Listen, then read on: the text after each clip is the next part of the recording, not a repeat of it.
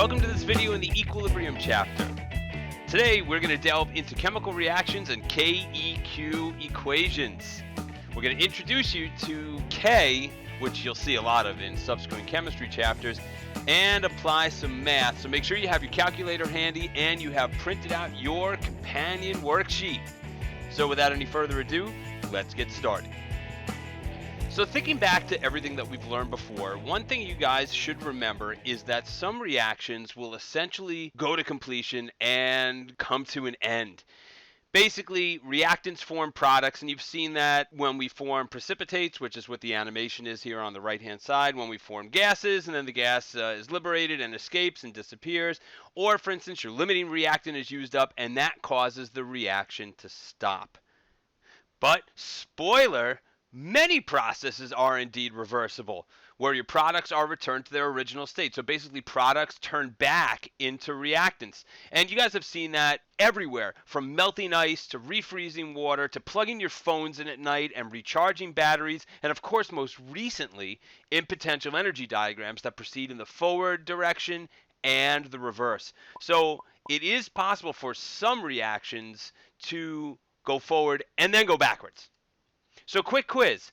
How can we tell a reaction is reversible? Well, if I gave you 4 reactions here below, which one of them is the reversible reaction? I'll give you 5 seconds. Well, if you chose the bottom reaction, you would indeed be correct. The double-sided arrow here is an indicator of a reversible reaction. So to illustrate this process here of a reversible reaction, I'd like to show you the dissociation of a semi-soluble salt, silver chloride, in water. So let's shrink ourselves down and check out this video. So here we have an Erlenmeyer flask that's filled with water, and what we're about to do is drop in some silver chloride crystals. Now, if you remember from table F, silver chloride is generally insoluble, and we used to say that that meant that silver chloride didn't dissolve at all, but another spoiler, silver chloride actually does dissolve. It just isn't incredibly soluble. So remember, there's a spectrum of how soluble different salts are, and you guys saw that on table G. Now, we're going to zoom in using the molecular scope here, and one of the most important things I want you to see is that as silver chloride is dissolving, like these two here, right, the water, which is not shown in this animation, actually has a maximum of silver chloride hydrated ions that it can have in solution at any one time. And if it wants to pick up 2 more silver chloride ions, it actually has to drop 2 down. So if we follow these guys, they became part of the lattice again, while another 2 got hydrated.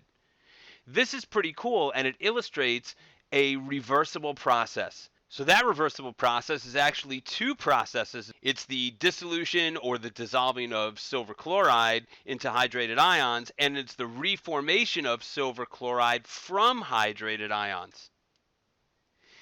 That happens at the saturation point for the solution. Throw back to table G. And what we see is that the forward and reverse processes occurring simultaneously, and not only are they occurring simultaneously, they are occurring at the same rate. At that point, because the rate of dissolution and precipitation are equal, the concentrations then become constant. If you're looking at it with your naked eye, it appears to be no net change to the pile of solute that accumulated at the bottom, but the truth is we know now on a molecular level the dissolving never really stops. It's 1 up, 1 down, 1 up, 1 down, 1 up, 1 down, and that's the reason why this pile that's here seems to never diminish or increase.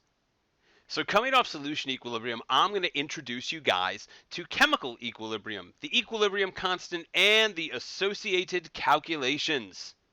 So how do we know we have hit chemical equilibrium? Well, chemical equilibrium is very similar to solution equilibrium, except the chemical equilibrium is reserved for chemical reactions. For instance, here I have A turning into B, and of course I see the double arrow, which means equilibrium, which means then B turns back into A. And like solution equilibrium, where we knew we reached that when the rate of the forward and reverse processes was the same, that is no different here. When the rate of product formation and reactant formations become equal, we know we have hit chemical equilibrium. To show you guys a chemical reaction you have seen before, here is the process by which we make ammonia, the Haber process. And what it means to reach equilibrium here is that the rate at which N2 and H2 combine to make NH3 becomes equal to the rate that NH3 decomposes to make H2 and N2. So the rates become equal. If we look at this graph that is here, this is the classic equilibrium graph. We're going to notice that the rate of the forward reaction starts really high and now starts to diminish. We notice the rates of the reverse reaction start really low and then starts to increase. And then at some point, the two rates become equal. This is the equilibrium point. This is where the reaction achieves chemical equilibrium, where the rate of the forward and reverse reaction do become equal. So make sure you stop the video now and you actually take this graph down in your notes, because you're going to see it an awful lot. And of course, on an assessment, you'll have to recognize it by sight. So to help you guys make sense out of what we just learned, I'm going to show you guys a quick video all about using water as an example to simulate a chemical reaction achieving chemical equilibrium. Check this video out. Okay, this little demonstration kind of helps us with the idea of equilibrium and reversible reactions. So what we see here, to start off, we have colored water, some green water here. That represents our reactant side of our process. And then, of course, we have our empty container over here that represents our product side of the process. So in any good reaction, when you start the process, everything's a reactant. So we all have all the water over here, and nothing is a product. When you have a reversible reaction, or a reaction that has to reach equilibrium, what happens is as soon as you start making product, that product also starts making reactant. So on our very first scoop, if I'm using two identical beakers, if I go in here and scoop, on the very first scoop, all of it is going to be reactant turning into product and none of the other. However, the very next time I scoop, some of my product is actually going to go back into my reactant side. Now if I continue to scoop like this and continue to do this, you'll notice how at first the reaction ran really fast. And at first, a lot of water was switching sides, going to the product side. But then it kind of seems to slow down a little bit. And at some point, if I continue to scoop, the amount that I scoop going each direction will become the same. And here I have 225, 225. So if we look, and again, this is not perfect measurements, but if we look at our volumes there, they're almost identical, which showing that the amount that's crossing from here to here is equal to the amount going this way. Now the amount in the beakers represents the rate. Okay, so the rate of transfer is the same. From here on out, I can do this for a day, 2 days, 10 days, 10 seconds. It doesn't matter. This is at equilibrium. Okay, so the amount I take from here goes here, the amount I take from here goes here. Now that we finished talking about rated equilibrium, let's now talk about concentration. Here are two concentration graphs, and they are juxtaposed next to a reaction rate graph. I want you to pause the video for a second and look at those and tell me what you see. Well, the first thing you guys should have noticed is that at equilibrium, concentration becomes constant. So you'll notice that when we hit equilibrium here, the lines seem to not change. If the y-axis is telling us what the concentration of the reaction is, it's unchanging. It's unchanging on this graph and on this graph.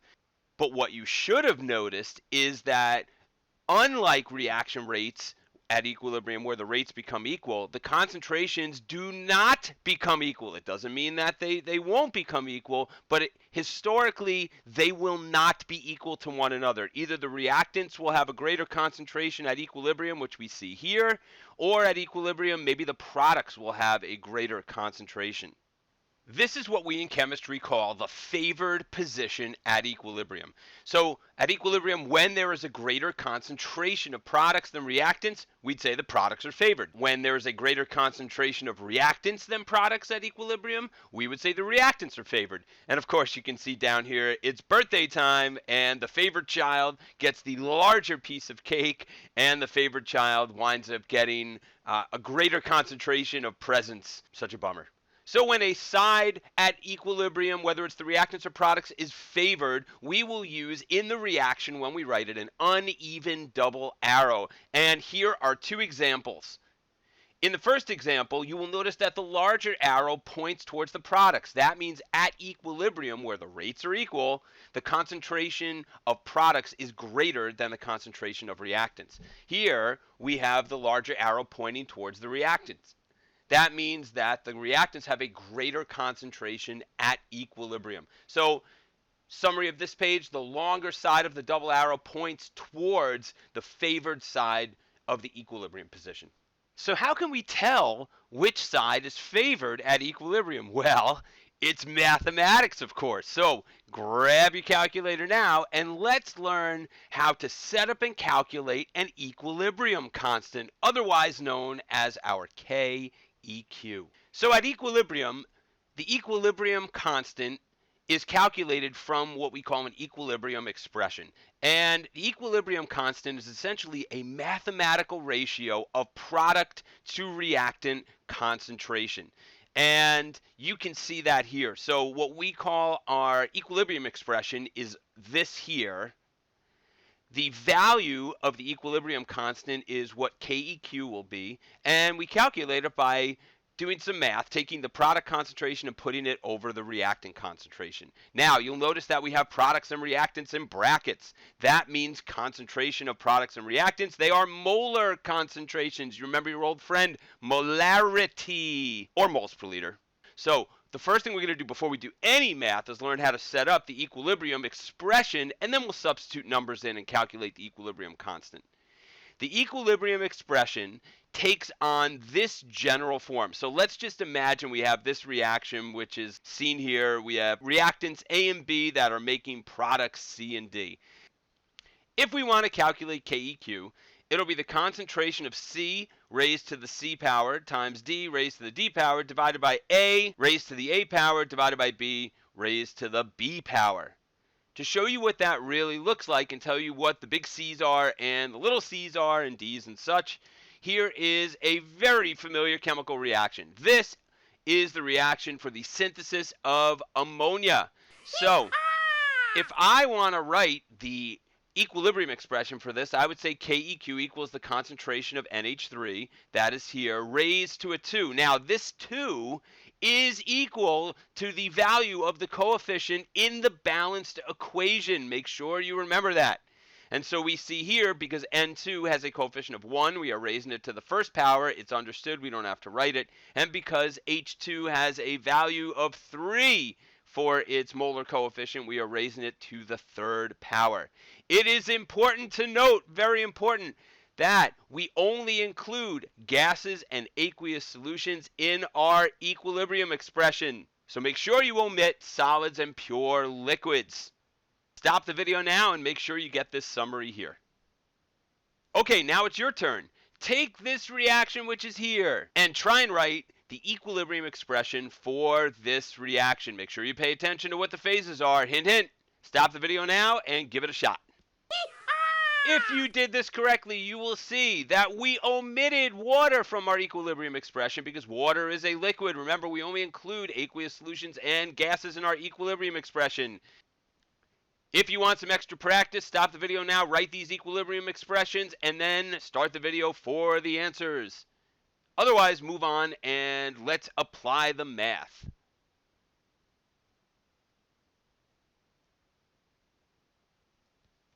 So let's try question 1 on the companion worksheet, where we are now going to be calculating an equilibrium constant. You will recognize this reaction. It is the synthesis of ammonia, and you have already written the equilibrium expression for this. So take the equilibrium expression you've already written and now substitute in the appropriate molarities for this reaction.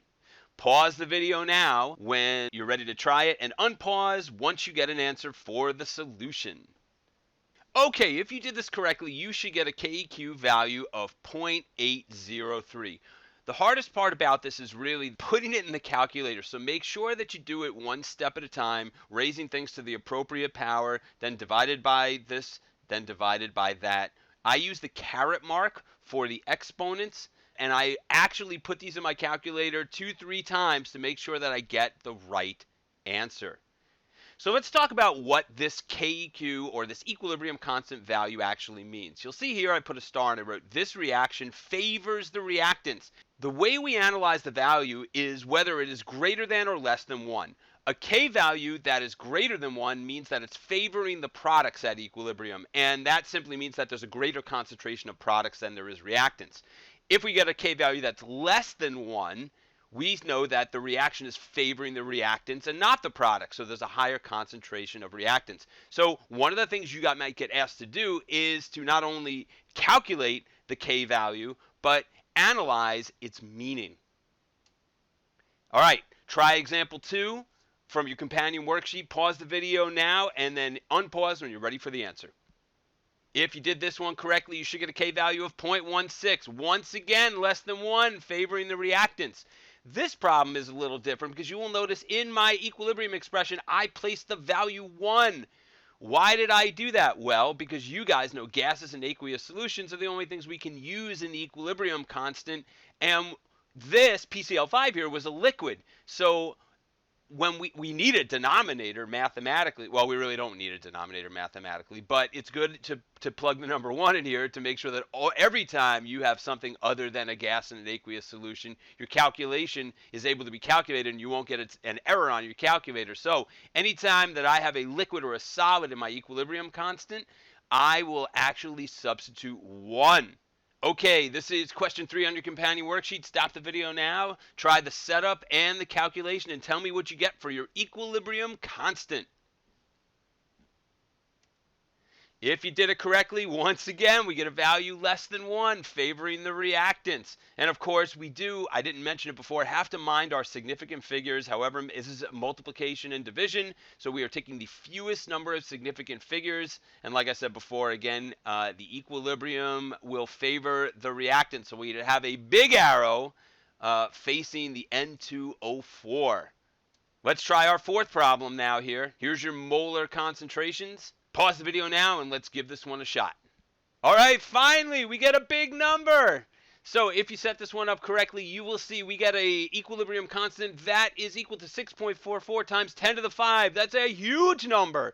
This reaction overwhelmingly favors the products. We would have a much larger product concentration at equilibrium than we would reactant concentration. So that is how you can interpret our K value. One last factoid for you that's important for you to know, that your KEQ is a temperature-dependent value. What's unique about that is you will find out later on that when you change the pressure or the concentration, because this is an equilibrium constant, that value stays the same. The only thing that will ever shift or change your equilibrium constant is a change of temperature, and we will certainly get into that in a later video why that is so. Okay, that's it for me. Great job today learning the ins and outs of equilibrium and the setup of the equilibrium expression and calculation of the equilibrium constant. This was a healthy video that we had here with lots of material, but make sure you made a note of anything that was unclear, and we can certainly hit that in our burning questions segment next time we convene. And now move on to practice the setup and the calculation of equilibrium constants in your plan sheet for homework. I will see you guys soon. Peace out! That's all, folks.